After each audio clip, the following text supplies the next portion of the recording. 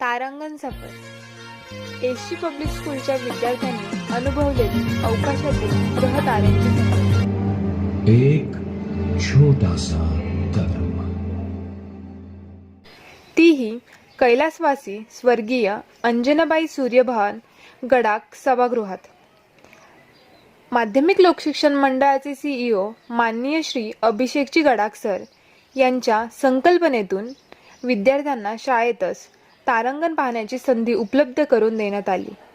त्यात मुलांनी चंद्र, सूर्य, ग्रह, पृथ्वीचे परिभ्रमण, पृथ्वीचे परिवलन कसे होते, चंद्रावर मानवाने पहिले पाऊल टाकल्यापासून ते चांद्रयान-3 पर्यंतचे प्रत्यक्ष दर्शन शाळेतच घेतले। त्यातील काही क्षणचित्रे आपल्यासाठी।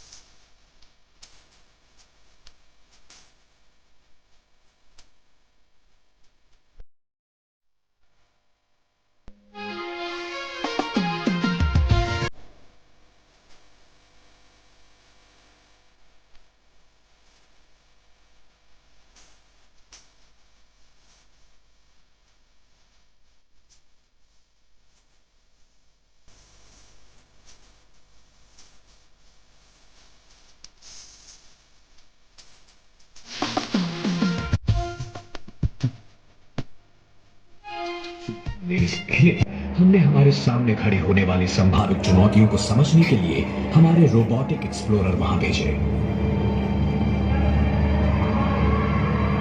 ये अंतरिक्ष यान अंतरिक्ष में हमारी आंखों और कानों का काम करेंगे, हमारे नजदीकी पड़ोसी की जानकारी दिलाने में हमारी मदद करेंगे।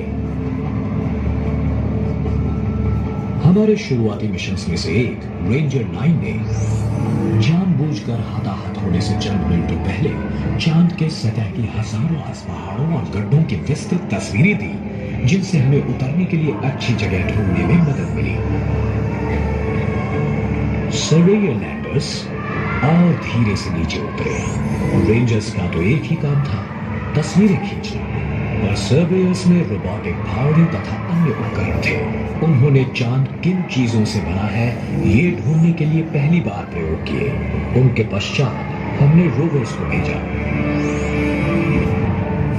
रूसियों ने सरफेस पर 2 लूनर कार्ड रोवर्स उतारे, जिनका वजन एक छोटी सी कार जितना था। पृथ्वी पर तैनात इंजीनियर्स ने उन्हें कई किलोमीटर की दूरी तक रिमोट से चलाया और चांद की जमीन की तस्वीरें ली और चांद की मिट्टी का परीक्षण किया।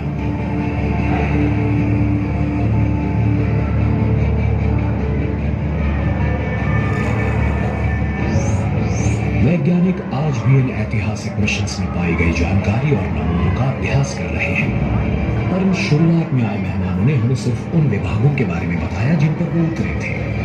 और स्पष्ट चित्र पाने के लिए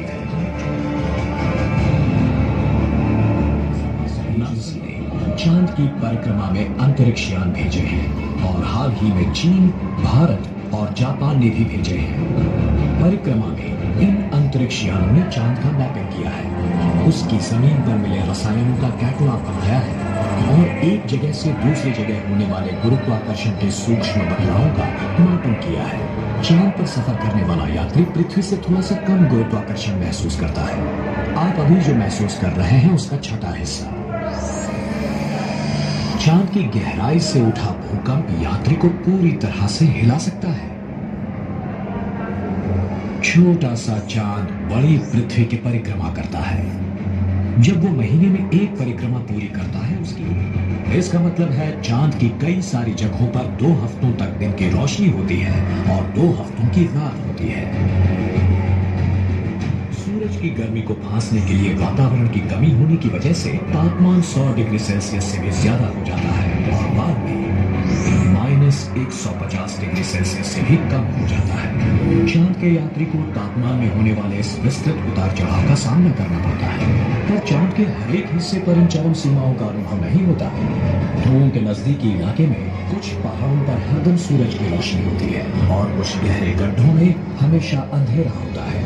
एलक्रॉस नाम का एक अंतरिक्ष यान इन्हीं अंधेरे गड्ढों का अध्ययन करने एक तरफा मिशन पर निकला। इस अंतरिक्ष यान के प्रहार के प्रभाव से करोड़ों वर्षों से सूरज की रोशनी से छिपे हुए द्रव्यों का बादल निकल पड़ा। इस बादल के भीतर एलक्रॉस डिटेक्टर्स को शुद्ध बर्फीला पानी मिला। ध्रुवों पर पाया गया पानी चांद पर लोगों के जीवन के लिए मदद कर सकता है। हम पानी पी सकते हैं और उसका उपयोग अनाज के लिए भी कर सकते हैं और ऑक्सीजन, हाइड्रोजन में उसका विघटन भी कर सकते हैं। हमें सांस लेने के लिए ऑक्सीजन जरूरी है, पर हम ऑक्सीजन और हाइड्रोजन का उपयोग रॉकेट का ईंधन बनाने के लिए भी कर सकते हैं। चांद पर अन्य संपदा भी है, जैसे एल्यूमिनियम, लोहा, सोना और प्लेटिनम भी। ये हमारी पृथ्वी पर मदद कर सकते हैं, चांद पर जीवित रहने के लिए मदद कर सकते हैं और दूसरे विश्वों में पर चांद पृथ्वी से बहुत दूरी पर है और सरकारों ने वहां तक सफर करने के लिए करोड़ों। क्या हम इससे बेहतर और किफायती रास्ता ढूंढ सकेंगे?